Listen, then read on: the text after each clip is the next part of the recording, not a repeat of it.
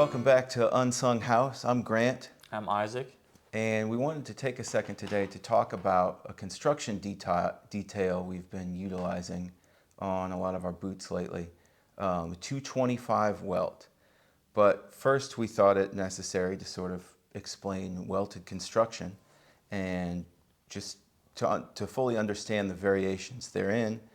There will be a more comprehensive construction style video coming soon, but we've had some questions about 225 welt lately and thought it made sense to dig in a little bit and see exactly what's going on. So first we want to go over like what a welt actually is.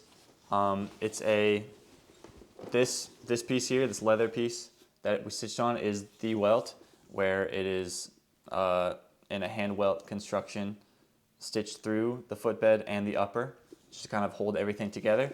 And then this is what provides a surface for us to actually stitch the sole on once we glue a sole onto the bottom. That way it goes through both and kind of just holds everything together. So I might go over a little bit about the difference between hand welt construction and Goodyear welt real quick. This is one of our boots that we're currently making, and we're using hand welt construction. So we actually make the channel in the footbed and poke all the holes and then hand stitch through the actual footbed. We have one footbed right here. All right, so this is one of our footbeds that we have fully prepped. You can see it's, we put the leather piece on the last to kind of have it take shape, and then cut a channel on the inside here and the outside. That way we can poke holes in this lifted channel here, and then that's what we actually stitch through the upper and the welt to kind of just like hold everything up against the last. So this is kind of what it looks like when it is fully stitched. You can see the stitching on the inside here, just holding the welt and the upper all together.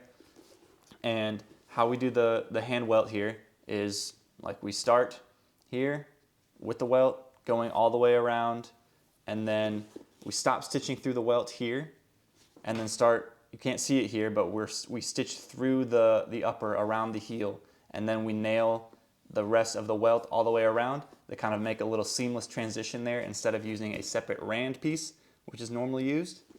But that is kind of just a general going over hand welt construction.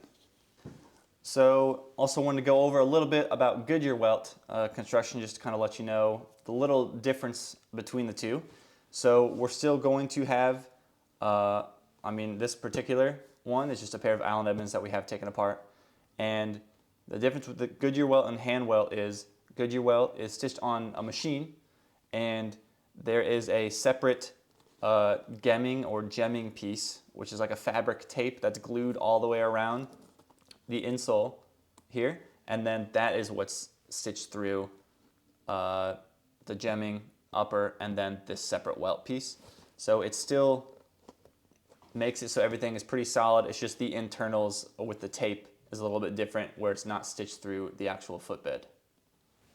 So that's kind of a little intro to construction styles. We're going to go a little bit deeper into a separate video where we kind of just like dive into different construction styles a little bit more, but just wanted to give you kind of like a rough overview between these two.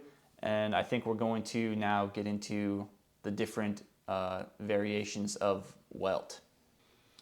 All right, so first welt style we're going to go over just a little bit is a 360 welt, where it is see the welt goes with the stitching from the inside the arch here all the way around the toe, and then it comes back around and goes around the heel where it is stitched through, and then comes back together. So it is in fact 360 all the way around the boot. We see this in kind of various styles of dress shoes or ankle boots like this, and it's found that it's probably most common with boots with a wedge sole, just because there's no nails going into the heel on a wedge sole, so it's extra security to kind of help hold that heel up to the boot. So this is probably the most common style of welt, the 270 welt. This is one of our boots here, but again, like we showed the boot that's already, or that's getting made right now. We start welting here, and then this is where the stitching also starts, is on inside the arch here. I don't know if you can kind of see that. And then it goes all the way down, around the toe, back around, and then stops just underneath the heel base here. And then the rest of the welt without stitching goes all the way around there to kind of act as the rand. But yeah, the stitching only goes from inside the heel base to the inside of the other heel base here. That is probably the most common welt style. The next common welt variation or welt style is, we call it 180 welt here. Oftentimes it's referred to as pegged waist construction or like traditional cowboy boot construction. But we see the welt will start being stitched just behind the ball joint on both sides. We see our stitching here on the bottom of the sole.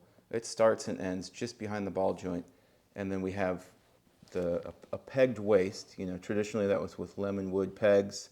Some companies will use brass tacks now, but we see the welt ends and the stitching ends behind that ball joint, and then through the waist the sole is able to be trimmed up right next to the upper, and usually pretty parallel, pretty concurrent with the footbed on the inside. If you feel the edge of the insole, it's usually pretty close to where the sole is trimmed up to, but that gives you the nice tight waist area and keeps things fairly sleek. And now on to our 225 welt construction. So what we've done here is sort of combined two different styles to achieve a particular look. We see on the outside our welt stitching will start just underneath the heel block, much like the traditional 270 welt will. So the outside profile stays pretty classic. We see our stitching starting just behind the heel block, or just underneath the heel block rather, and then running out around the forefoot, around the toe, but then we choose to end the welt just behind the ball joint on the inside arch, and we have a pegged waist or a nailed waist with some brass tacks there. So we get that nice sleek arch area while still keeping it pretty classic from the outside profile.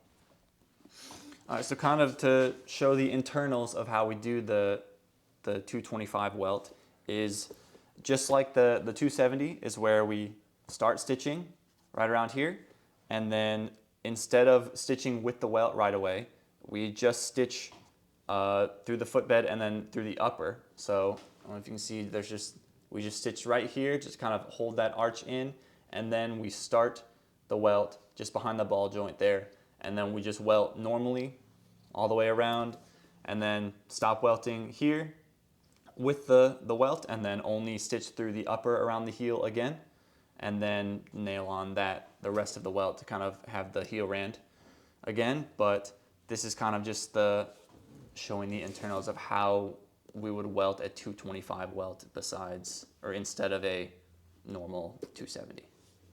Okay, to just start dissecting the intentions or reasoning behind the use of the 225 welt, really I was just looking for some means of keeping things pretty classic on the outside profile and not,